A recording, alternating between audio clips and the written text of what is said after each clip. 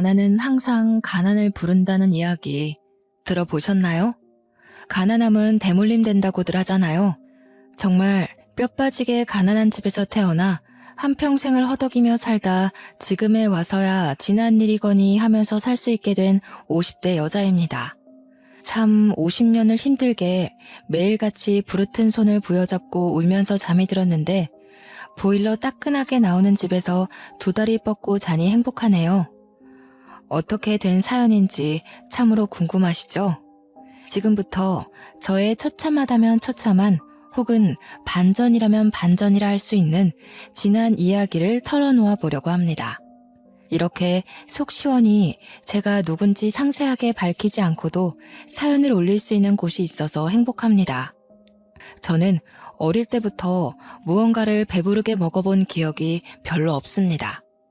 정말 발육 상태가 또래에 비해 현저히 떨어질 정도로 작고 말랐었습니다.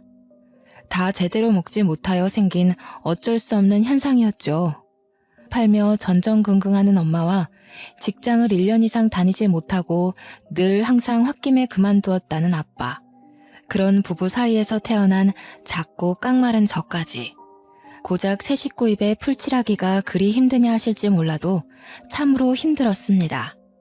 엄마는 보험 계약이 없는 달에는 월급을 단 한 푼도 받을 수 없었고 아빠는 그나마 벌어들인 몇십만 원을 항상 다른 데에 써버렸습니다. 아빠가 도박을 한다던가 술독에 빠져서 산다던가 그런 사람은 아니었지만 답답하게도 본인보다 훨씬 잘 사는 사람들에게 으스대고 싶어서 밥값을 낸다던가 혹은 굴러가지도 않을 것 같은 차를 사는 바람에 할부금을 갚는다던가 하는 헛된 부분에 돈을 사용하셨습니다. 덕분에 저는 엄마가 보험을 계약하고 와서 라면이라도 끓여주지 않으면 손가락만 내내 빨고 있어야 했죠. 그때만 해도 급식이라는 게 어디 있습니까? 도시락을 싸들고 학교를 다녀야 했는데 저는 항상 반찬도 없는 맨밥만 있었습니다. 반 아이들에게 한 입만 하고 반찬을 얻어먹어야 하는 신세였고 그나마도 맨밥조차 없는 날이 많았습니다. 수도가에서 물을 마시며 배를 채우는 것도 하루 이틀이지 시대가 이미 많이 변했음에도 불구하고 저를 위한 도움의 손길은 없었죠.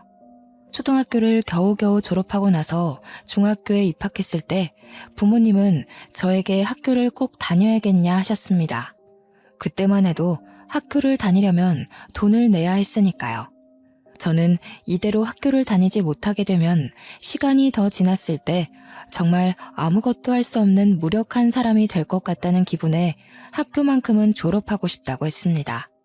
다행히도 은사님을 일찍 만나게 되었고 제가 중학교를 졸업하는 내내 저의 도시락을 챙겨주셨습니다.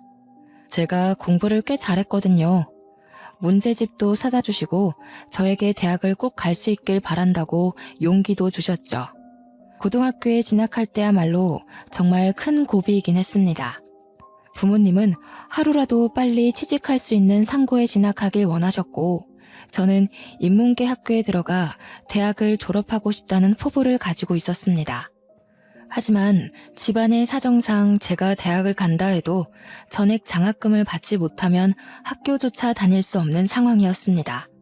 정말 10여 년의 세월이 흘렀음에도 저희 집은 늘 가난했고 늘 곰팡이에 찌들어 있어야만 했죠. 결국에 저는 대학을 포기하고 상고에 들어가게 되었습니다. 그래도 나름 상고에서 상위권 성적을 유지해서인지 고등학교 2학년이 끝나가는 시점에 은행 쪽 계약직 자리에 취업 요청이 왔고 저는 그 자리를 차지할 수 있었습니다.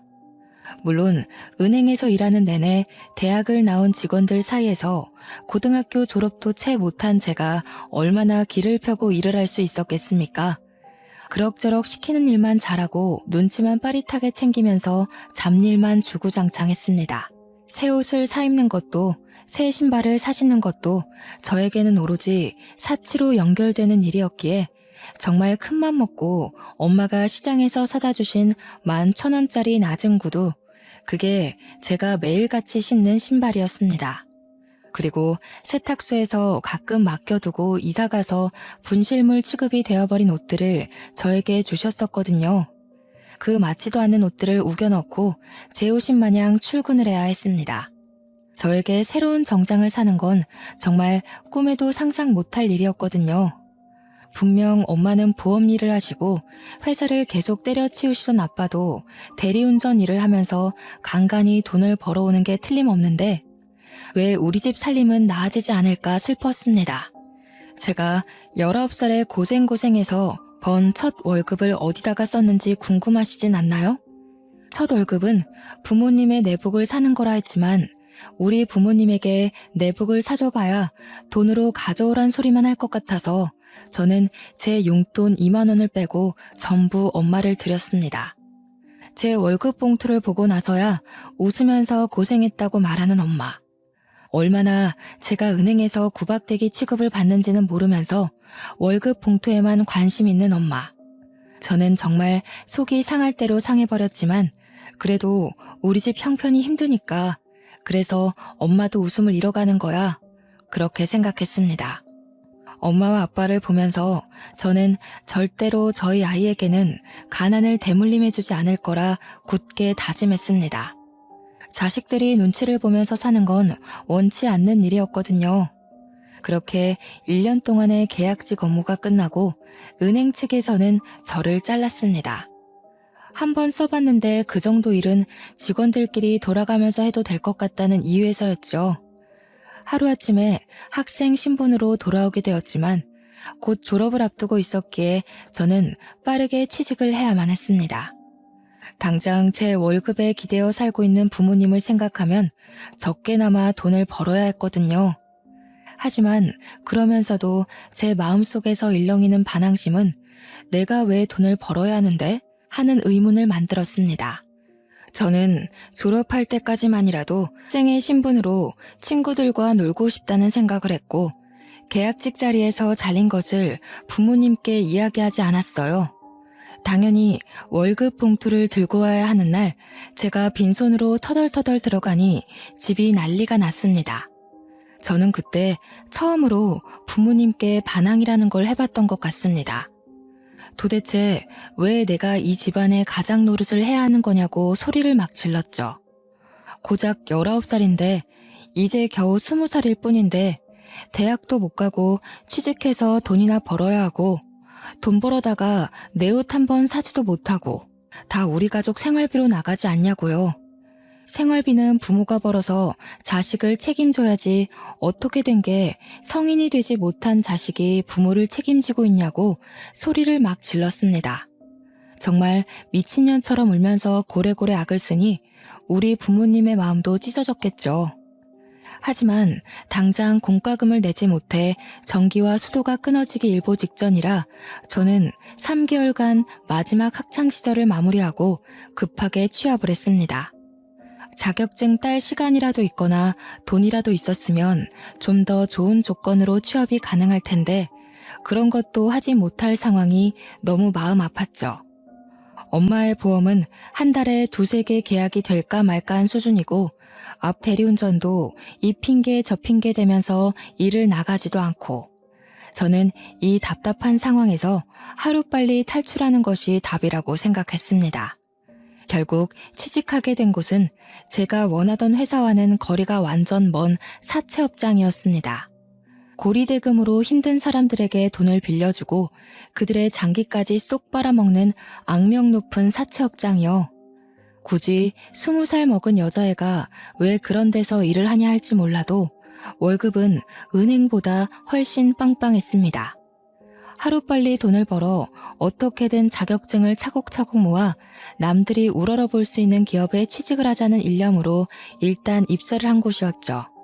그곳은 무척이나 험악한 곳이었습니다. 늘 항상 울고불고 매달리는 사람들이 가득한 곳이었어요.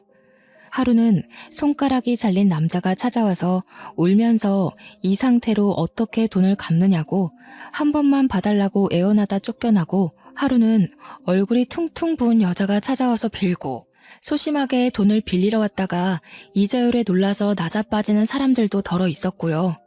그런 사람들에게서 빼앗은 돈이 제 월급으로 들어온다는 사실이 기가 막히면서도 산 사람은 살아야지 하는 생각이 들었습니다. 은행에서 보았던 잡일 업무 덕분에 저는 사채업장에서도 빠르게 적응을 할 수 있었죠. 악덕한 사장이었지만 직원들을 챙기는 것 하나는 다른 업주들보다 확실했던 사장님은 저를 참 예뻐해 주셨습니다.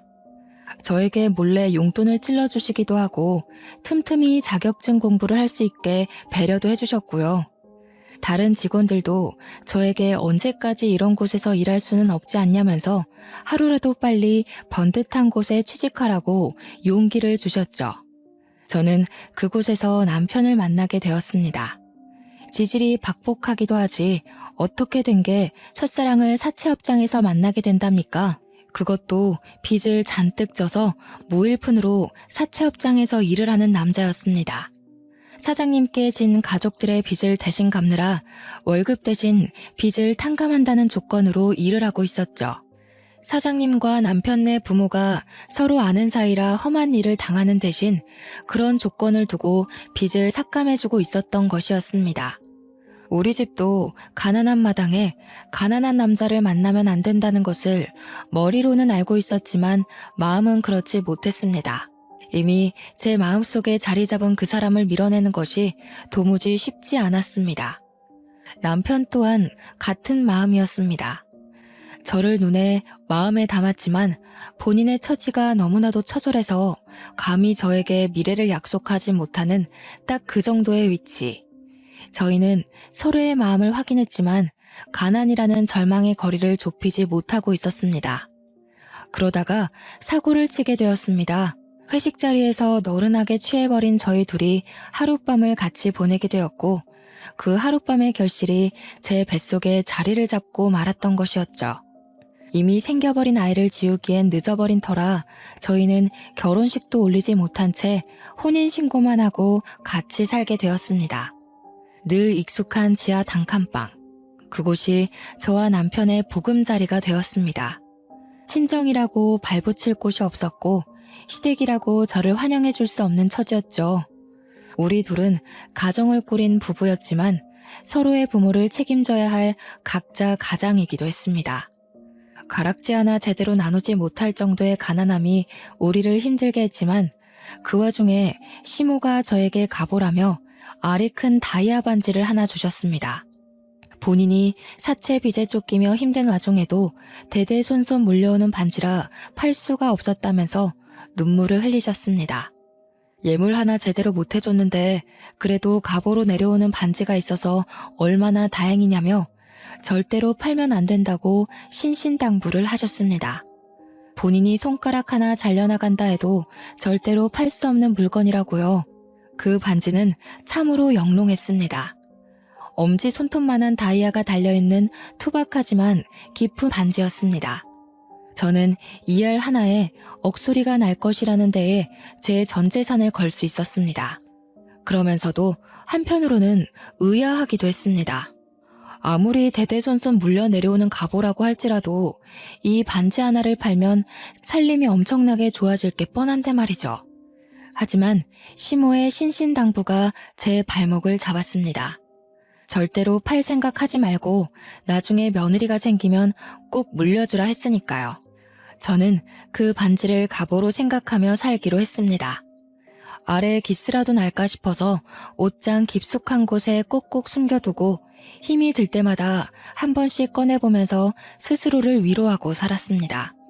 결혼 생활이란 정말 녹록지 않았습니다. 대물림 되는 가난에 싫어 만사까지도 힘들게 일을 했고 육아휴직이라는 게 없었던 회사에 매달리기까지 했습니다. 정말 점만 떼고 올 테니 제발 제 자리를 남겨달라고 사정사정했죠. 사장님께서는 애엄마가 무슨 일을 할 생각이냐고 집에서 조용히 내조나 하라고 말씀하셨지만 무일푼으로 일을 하는 남편을 생각해봐달라고 빌었습니다. 남편이 돈을 벌어오질 못하는데 우리 아이는 뭘 먹고 살 수 있겠냐고요. 저는 정말 출산을 하고 50일밖에 안 된 아이를 업고 화장실에서 젖을 물려가면서 사채업장에 출근을 했습니다. 직원들이 전부 아이 울음소리에 예민해질 수밖에 없는 상황이었지만 저는 눈칫밥을 먹으면서도 버텨냈습니다. 사장님은 사무실 내에서 금연을 선포하셨고 직원들은 저를 향해 손가락질했지만 저는 꿋꿋하게 버텼습니다. 사장님께서는 결국 남편에게 소정의 월급을 주기 시작했습니다. 울고불고 매달리는 갓난아이, 그리고 제대로 먹지 못해 젖이 잘 돌지 않는 저를 보면서 배려를 해주신 겁니다. 직원들도 하나둘 적응하기 시작했습니다. 저와 남편은 둘이 합쳐 190만 원을 벌면서 친정과 시댁에 생활비를 대고 조금 남은 빚을 갚고 저희 수중에 남는 건 100만 원이 채 되지 않았습니다. 그걸로 지하 단칸방 월세를 내고 공과금이며 적금 10만 원을 들고 나면 반찬도 제대로 사 먹지 못할 지경이었죠. 고기 구경은 언제가 마지막이었는지 생각조차 나지 않을 정도였습니다. 오죽하면 사장님께서 회식 자리에서 꼬박꼬박 고기를 챙겨주시다 못해 집에 가져가라고 싸주시기까지 했어요. 남편에게는 동생이 2명이나 있었습니다. 남동생은 술독에 빠져 정신 못 차리고 사는 놈이었는데 술만 곱게 먹는 것이 아니라 꼭 사고를 치고 다녔습니다. 여동생은 은둔형 외톨이라 방에 틀어박혀서 내내 컴퓨터만 보고 앉아있다고 집 밖으로는 잘 안 나온다고 했습니다. 같은 배에서 나온 남매들임에도 불구하고 서로 너무 다른 모습이라 외동인 저는 조금 신기할 뿐이었습니다. 시댁에 가더라도 신우는 방에서 나오지 않아 볼 수가 없었고요. 도련님은 술을 마시러 나간 건지 늘 집에 없었습니다. 그렇게 시간이 더 흐르고 아이가 6개월쯤 되었을 무렵 사장님께서 저한테 슬며시 물어보시더라고요. 혹시 기초생활수급자 같은 거 신청은 해봤냐고요.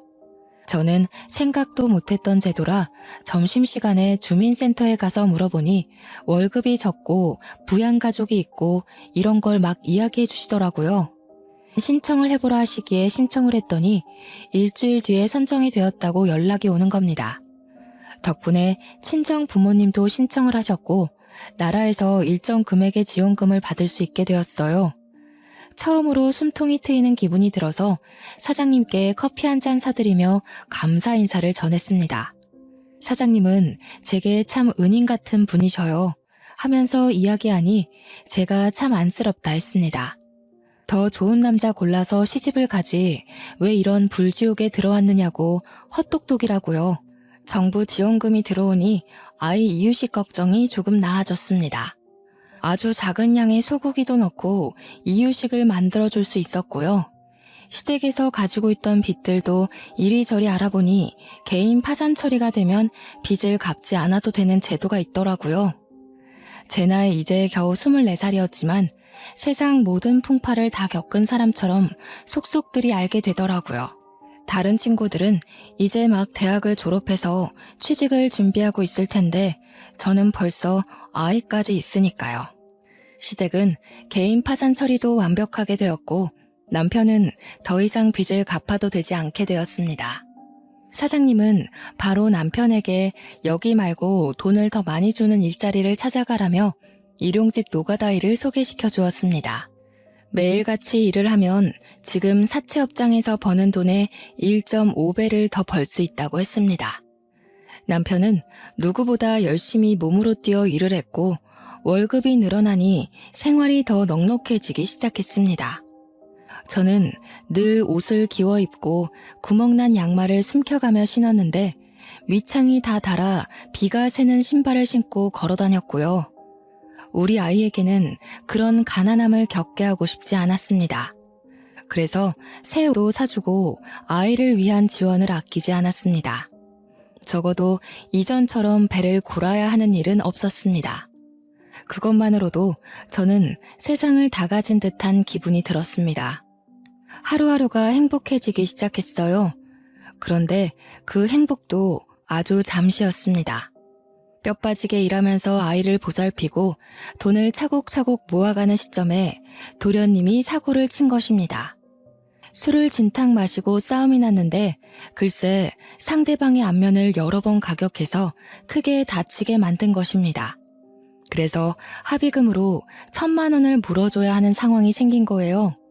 남편이 완전 사직이 된 얼굴로 저에게 모아둔 돈이 좀 있냐며 물어보는데 제 눈앞이 캄캄해지는 기분이었습니다. 그 돈을 왜 저희한테 이야기를 하는지 이해를 할 수가 없었거든요. 그날 저녁 시부모가 저를 찾아와서 죽는 소리를 내더군요. 우리가 개인 파산을 하는 바람에 그 어디에서도 돈을 빌릴 수가 없어. 사채업을 다시 사용하자니 그동안 힘들었던 게 기억이 나서 다짜고짜 돈을 빌릴 수도 없고 너네 모은 돈이 조금 있다는 이야기를 들었다. 그거라도 내주지 않겠니? 울면서 매달리는 시모에게 딱 잘라서 안 된다고 이야기를 할 수가 없었습니다. 시모는 저에게 계속해서 다이아 반지 이야기를 해댔거든요. 그 다이아 반지만 팔았어도 이런 일로 저에게 와서 하소연을 할 일이 없었을 거라고. 하지만 며느리에게 대대로 물려주는 반지이기 때문에 팔 수가 없으니까 자기가 아무것도 해줄 수 있는 게 없다면서 저에게 죄책감을 들게 했습니다. 결국에는 10만 원씩 모았던 적금을 깨고 남편과 한동안 허리띠를 졸라매기로 약속을 한 뒤 돈을 해주었습니다. 조금 부족한 돈은 어쩔 수 없이 사장님께 빌리고 말았죠. 사장님은 저에게 꼭 돈을 빌려서까지 갚아주어야 하는 거냐면서 그 집안은 한 번 그러면 2번, 3번 요구할 거라고 저를 걱정하셨습니다. 하지만 이미 가족이라는 끈으로 묶인 처지에 제가 어찌할 방법이 없었습니다. 어린 나이라 차마 그때는 연을 끊어내야 한다는 걸 상상도 못했던 거였죠. 다행인 건 저희 친정은 그럭저럭 정부의 도움을 받아서 먹고 살 만큼의 형편이 된다는 것이었습니다. 그렇게 사장님께 원금과 이자를 갚아가며 한동안 또 조용하게 지냈습니다. 아이는 무럭무럭 크고 점점 아이에게 들어가는 돈이 늘어나게 되었지만 저희 형편은 그대로였죠. 그래도 기초생활수급자라고 아이 육아 지원도 나오고 했기에 어떻게든 하루하루를 버틸 수 있게 되었습니다. 단 한 가지 아쉬운 건 제가 일을 하고 있었기에 아이와 함께 놀아주는 시간이 터무니없이 부족했다는 것이었죠. 그나마 정부의 지원으로 어린이집도 보낼 수 있어서 다행이긴 했지만 그래도 아이가 저와 너무 오래 떨어져 있으니 마음이 아팠습니다.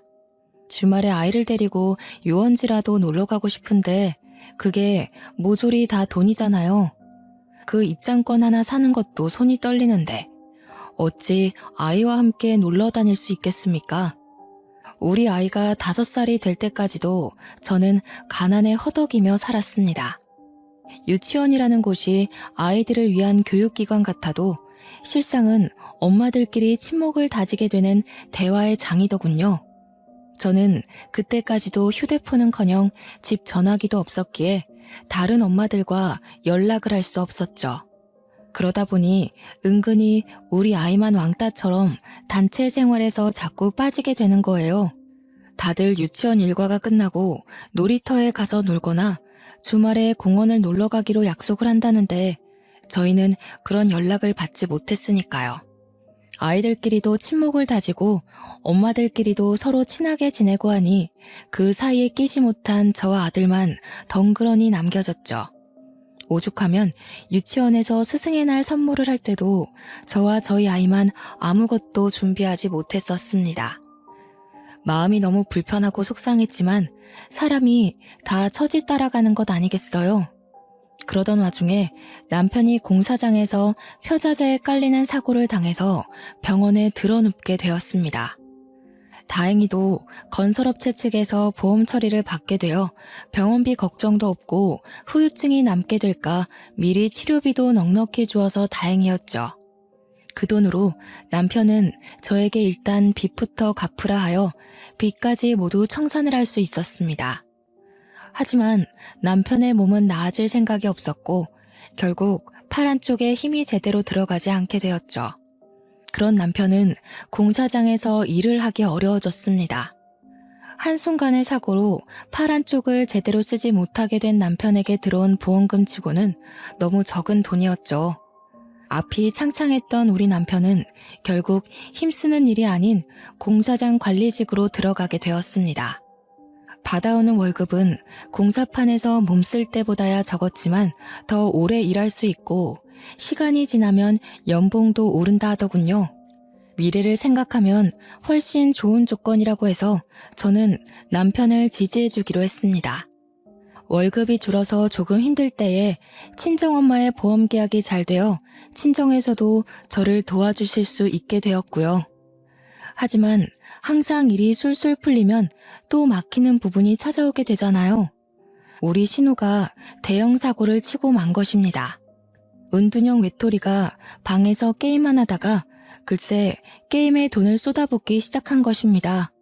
처음에는 10,000원, 20,000원 아이템을 사더니 그게 글쎄 100만 원이 되고 200만 원이 된 것이죠. 일이라고는 한 번도 해본 적 없는 신우가 무슨 돈이 있어서 게임에 현질을 했겠습니까?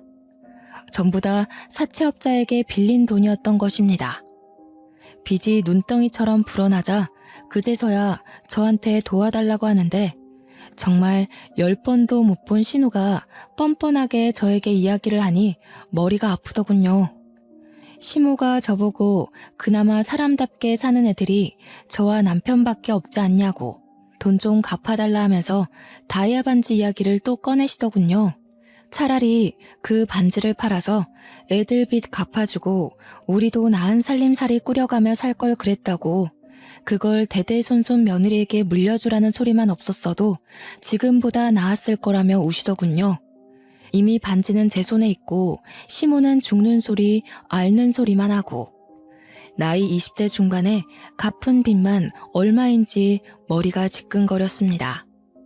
저한테 도와달라고 뻔뻔스럽게 이야기하는 신우에게 저도 화가 나서 한 소리하고 말았죠.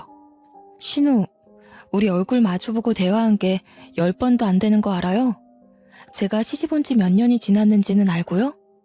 신우도 나이가 있는데 언제까지 방에 틀어박혀서 게임만 하실 거예요. 빚은 스스로 갚는 게 좋겠어요. 일을 하세요.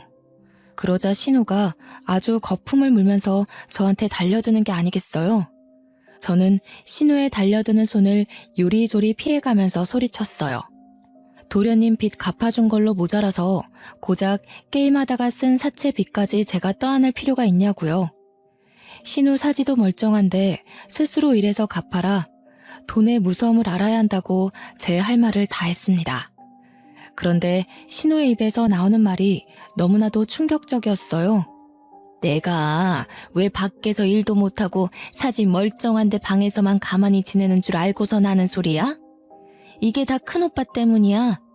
큰오빠 때문에 내가 대인기피증에 걸려서 방에만 틀어박혀 있는 거라고.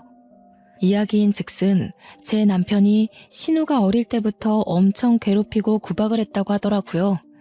근데 남매 사이에 사이가 좋았던 시기도 있고 나빴던 시기도 있을 수 있잖아요? 도련님도 보니까 신우 구박 엄청 하는 것 같던데 제 남편만 물고 늘어지는 걸 이해할 수 없었죠. 그리고 그게 다 언제적 이야기인데 아직까지도 방에 틀어박혀서 지낸단 말입니까? 제 표정이 점점 굳어가고 제가 이해를 못하겠다는 한숨을 쉬자 신우는 속에 숨겨두었던 이야기를 했어요. 알고 보니 신우가 중학교를 다니던 시절에 반에서 좀 잘 나가는 일진 친구가 제 남편을 짝사랑하고 있었다는 거예요. 그래서 신우한테 너네 오빠랑 잘 될 수 있게 도와달라고 했는데 제 남편이 날라리는 싫다고 대놓고 거절을 해버린 거죠. 그것도 용기 내서 고백한 일진 앞에서 날라리는 싫다고 했으니 주위 애들 사이에서도 좀 소문나고 놀림거리가 된 거죠.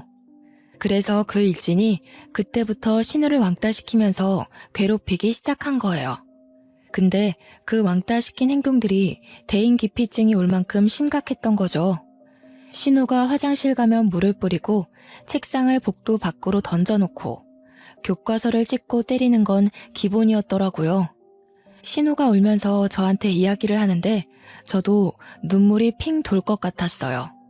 결국 그 사실이 남편에게까지 들어갔고 늘 대인기피증에 걸려 방 안에만 있었던 신우가 마음에 걸렸던 남편은 저를 설득하기 시작했습니다.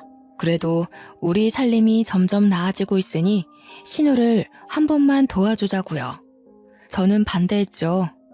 우리 아이가 이제 초등학교에 들어가면 돈 드는 게 한두 푼이 아닐 텐데 언제까지 시댁 식구들 도와주며 살 거냐고요. 당신 월급도 줄었고 나도 언제까지 이 업장에서 버틸 수 있을지 모른다고. 우리 아이 친구들이 엄마가 사채업장 다닌다고 놀리면 어떡할 거냐고 했어요. 하지만 남편은 끝까지 저를 설득했고 시모의 다이아 반지 타령에 마음이 기울어가는 건 어쩔 수 없었습니다. 제 얼굴이 근심이 가득하자 사장님께서 저에게 무슨 고민이 있는지 물어보셨습니다. 결국 소주 한 잔에 모든 걸 털어놓게 되었죠. 도련님이 사고 쳐서 돈 빌려간 것도 모자라 신우까지 사고를 쳐서 갚아주게 생겼다고요. 시댁에서는 다이아 반지 타령하면서 저에게 자꾸 짐을 지우는데 이 반지 확 그냥 팔고 싶다고 했더니 사장님이 저한테 그 반지 좀 보여줄 수 있겠네요.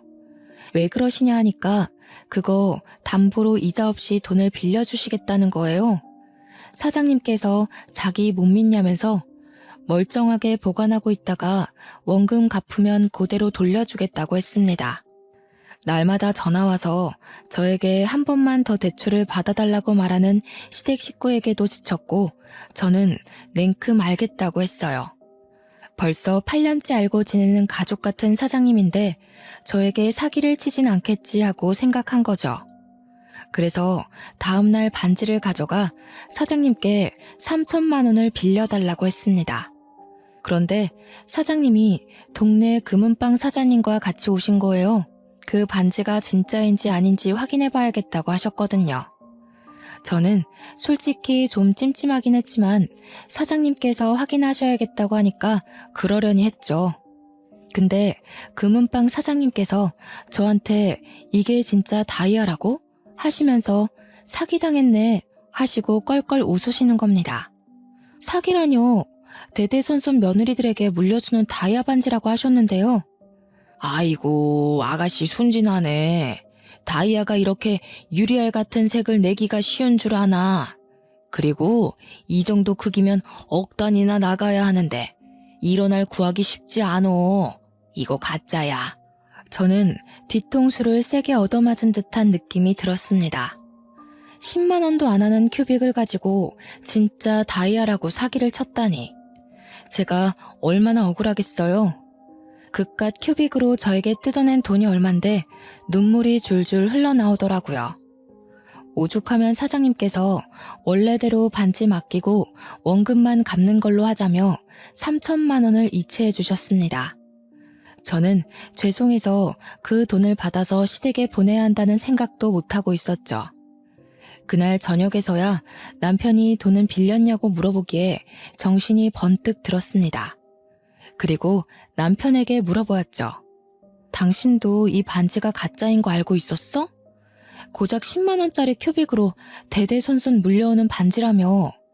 나한테 어머님이 사기친 거 알고 있었냐고. 그러자 남편이 입을 꾹 다물더군요. 그 뜻이 무엇이겠어요? 긍정의 의미라고 해석해도 문제가 없었죠. 저는 남편을 주먹으로 마구 때리면서 도대체 왜 속인 거냐고 물어보았습니다. 남편은 그저 시모가 있어 보이고 싶어서 그런 거짓말을 한 것 같다고 했습니다. 없는 살림에 무시당하기는 싫고 며느리에게 의스대고 싶은 마음에 그런 것 같다고요. 저는 다음날 결국 시댁을 찾아가 시모에게 반지 이야기를 했습니다. 말하면서도 속았다는 게 너무 분하고 쪽팔리기까지 해서 눈물을 줄줄 흘려대며 소리를 막 쳤어요. 이거 다 가짜라면서요. 그 반지 다이아가 아니라 큐빅이라고 하더라고요. 그걸 속인 것도 모자라서 계속 다이아 운운하며 저한테서 돈을 뜯어가신 거예요? 아니, 또 그걸 진짜인지 가짜인지 확인해봤단 말이야? 너 그거 팔려고 알아본 거지? 내가 절대로 팔면 안 되는 거라고 했는데 어쩜 그런 행동을. 그깟 큐빅 가지고 신우이랑 도련님 빚 갚아달라고 당당하게 요구하시고 생활비까지 받아가신 거예요. 저는 더 이상 이 집구석에 돈 못 들여요. 그러니까 앞으로는 알아서 사세요. 저를 붙잡으러 달려나오는 시모를 뿌리치고 집으로 돌아왔습니다. 이미 신우 빚을 갚아주기 위해 빌린 돈을 마지막으로 시댁에는 절대로 지원하지 않기로 남편과 약속을 했습니다. 남편이 신우에게 마음의 짐을 가지고 있었기에 빌려주는 것이라고 신우에게도 신신당부를 했어요. 다음에도 또 이런 일이 생긴다면 그때는 신우가 알아서 일해서 갚으라고 했죠.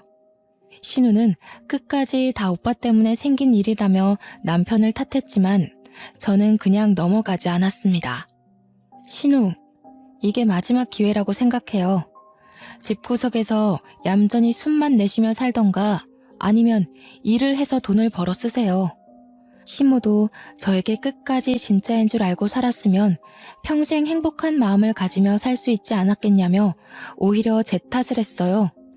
정성이 중요한 거 아니냐 변명을 해대길래 저는 시모에게 그런 거짓말에 속아 돈을 여태 몇 천만 원을 해드린 건지 알고는 있냐고 대답했고요. 그 돈 저에게 돌려주시고 갚을 생각 아니면 앞으로 반지 이야기하지 마시라 했습니다. 남편이 공사장 내근직으로 일을 해도 여기서 빚 갚고 저기 빚 갚고 너무나도 힘들었습니다. 아무리 원금만 갚는다 하더라도 3천만 원이라는 돈을 어느 세월에 갚아야 하나 정말 힘들었어요. 그러던 와중에 사장님께서 저에게 전라남도에 있는 시골에 좋은 자리가 있는데 이사를 갈 생각이 있냐고 물어보셨습니다. 어느 자리인가 하니 비슷한 사채업장인데 여기와 달리 번듯하게 간판도 달고 하는 업체라면서 직원 월급도 2배나 더 준다고 하더라고요. 거기다가 숙식도 해결할 수 있게 작은 마당이 딸린 사택까지 빌려주신다 했다는 게 아니겠어요? 그래서 저는 당장이라도 가고 싶은 마음이 들었습니다. 이런 척박한 반지하에서 곰팡이 냄새 맡으며 사는 것보다 시골에 내려가서 햇빛 보고 살고 싶었거든요. 초등학교에 입학할 아이에게도 훨씬 좋은 조건이라 생각이 들었고요. 저는 남편에게 퇴근하자마자 달려가 이야기를 했습니다. 그래서 사장님이 그런 자리가 났는데 갈 생각이 있냐고 하셨어. 월급도 글쎄 2배나 되고 집도 빌려준대. 당신도 그쪽에서 할 일 찾으면 자리 하나 없겠어? 나이도 이제 먹을 만큼 먹었잖아. 30이나 먹어놓고 왜 아직까지 생각이 이리 짧아? 우리가 시골에 내려가면 우리 부모는 누가 챙기고 동생들은 누가 책임을 져? 저는 그 말에 할 말을 잃은 사람처럼 남편을 바라볼 수밖에 없었습니다. 당장 우리 애기부터 책임을 져도 모자랄 판에 지 가족들이 우선이라고 하니 정말 정남이가 뚝뚝 떨어지더군요. 여기서 사는 것보다 훨씬 여유 있고 행복할 것이 틀림없다고 다 내려놓고 내려가서 행복하게 우리끼리 살자고 했지만 남편은 시부모 타령을 하며 거절했어요. 그렇게 냉전이 이어지고 있는 와중에 도련님이 다시 한번 사고를 치고 말았습니다. 도련님이 시부모의 탈탈거리는 차를 끌고 음주운전을 하다가 사람을 치고 말았던 겁니다. 거기다가 현장에서 도망을 가려다가 시민들의 도움으로 잡혔어요. 그러면서 저에게 합의금을 마련해야 하는데 대출을 좀 받아달라고 하는 게 아니겠어요? 그러면서 시부가 이왕 대출 받는 거 한 2천만 원 더 받아서 차도 좀 바꿔달라고 하는 겁니다. 저는 할 말이 없어서 남편만 보고 있는데 남편이 차를 바꿀 때가 되긴 했지 하는 거예요. 저도 모르게 제 마음속 깊이 숨겨두었던 본심이 나오고 말았습니다. 이혼하자. 더 이상은 못 살겠다. 시모는 저한테 어쩜 저리 무서운 소리를 눈 하나 깜빡 안 하고 하냐며 소름이 끼친다고 했고 시부는 우리가 얼마나 우스웠으면 그런 소리를 잘도 하냐고 비꼬았어요. 사람이 너무 열이 받으면 오히려 차분해지더라고요. 남편은 저를 빤히 바라보고 있고 유치장에 있는 도련님은 자기 합의금 어떻게 되는 거냐고 소리치고 있고 저는 남편에게 말했습니다. 더 이상은 너랑 얼굴도 마주하기 싫다고. 이혼하자고요. 시댁 식구들은 저에게 남편 없이 얼마나 잘 살 수 있을 것 같냐면서 여자 혼자 애 키우는 게 쉽냐고 소리를 질러댔어요. 저는 상관없다고 죽이 되든 밥이 되든 당신네들이랑 엮이지만 않으면 행복할 것 같다고 했습니다. 다음날 출근해서 사장님께 전라도로 가겠다고 했고 이혼도 할 거라고 했습니다. 그러자 사장님께서 아주 잘 생각했다면서 이혼 선물로 빚은 갚은 걸로 쳐주겠다고 하시는 거예요. 하지만 이혼 서류 제대로 도장 찍어야지만 탕감을 해주시겠다고 했습니다. 저는 그 길로 남편에게 이혼 서류에 도장을 찍으라고 종용했고 남편은 3일을 버티다가 결국 제 요구를 들어주었습니다. 양육비는 죽어도 못 준다고 먹고 살 돈도 없다고 우는 소리를 하길래 나중에 한 번에 받겠다고 으름장을 놓았어요. 저는 아이를 데리고 전라도로 이사를 왔고 저희 친정 부모님도 함께 내려오셨습니다.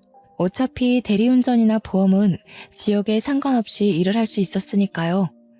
저는 부모님께서 아이도 돌봐주시고 오히려 시골에 와서 더 뛰어놀고 친구들과 잘 지내는 아이를 보며 마음의 안정이 찾아오더군요.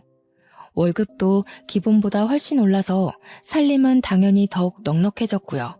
그렇게 아이의 나이가 중학생이었던 무렵쯤 제가 꿈을 꾸게 되었습니다. 그날은 제 39번째 생일이었던 날이었어요. 꿈에 돼지가 떡하니 제품에 안겨서 꿀꿀거리는 꿈이었습니다. 원래 돼지 꿈을 꾸면 복권을 사는 거라고 하잖아요. 그래서 속는 셈 치고 평소에는 사지도 않는 복권을 2장 샀습니다. 그런데 글쎄 동전으로 은박을 박박 긁었는데 무려 5억짜리 복권 2장이 당첨된 겁니다. 저는 1장도 아니고 2장이나 당첨되어 정말 턱이 빠질 정도로 입을 떡하니 벌리고 말았죠. 꿈인가 싶어서 볼을 꼬집어 봤는데 아프더라고요. 한참을 가족들과 진짜야 가짜야 진짜야 가짜야 확인을 하고 서울로 몰래 올라와 복권을 바꾸었습니다. 세금 떼고 나니까 7억 가까이 되는 돈이 들어오더군요. 갑자기 돈이 생기니 뭐부터 해야 할지 모르겠는 거예요. 그래서 부모님이 가진 빚을 갚아드리고 아이를 위해 교육비를 묶어놓고 우리 가족이 살 집을 얻었습니다. 그리고 남은 몇 천으로 주식이 돈이 된다길래 주식에 투자를 했어요. 근데 제 가슴이 콩알 만한지라 오르자마자 빼게 되더라고요. 그때까진 그게 단타라 먹고 빼는 거라는 걸 몰랐죠. 수익이 꽤 나고 돈이 막 불어나게 되니까 정말 가만히 있어도 웃음이 나더라고요. 그 돈으로 지금까지 잘 먹고 잘 살고 있습니다. 물론 일도 계속하고 있고 전라도에 완전히 자리를 잡아서 아이 교육도 빵빵하게 시켜주고 친정 부모님 모시고 큰 집에서 행복하게 지내고 있어요. 나이 50이 되고 나니 쇠약해진 부모님 걱정이 되긴 하지만 공기 좋은 곳에서 살며 틈틈이 작은 주말 농장도 짓고 지내고 있습니다. 전남편네는 결국 전남편까지 개인 파산하고 통장조차 쓰지 못한 채 지내고 있다고 들었습니다. 저도 정말 평생 먹고 살 만큼 넉넉한 건 아니지만 우리 아이 하나만큼은 잘 키울 수 있을 정도로 넉넉합니다. 오늘은 우리 아들이 군 생활을 마치고 돌아오는 날입니다. 공부하느라 군대도 늦게 가게 되었는데 얼마나 듬직해졌을지 궁금하네요. 여러분, 행복은 가지고 있다고 찾아오는 게 아니더라고요.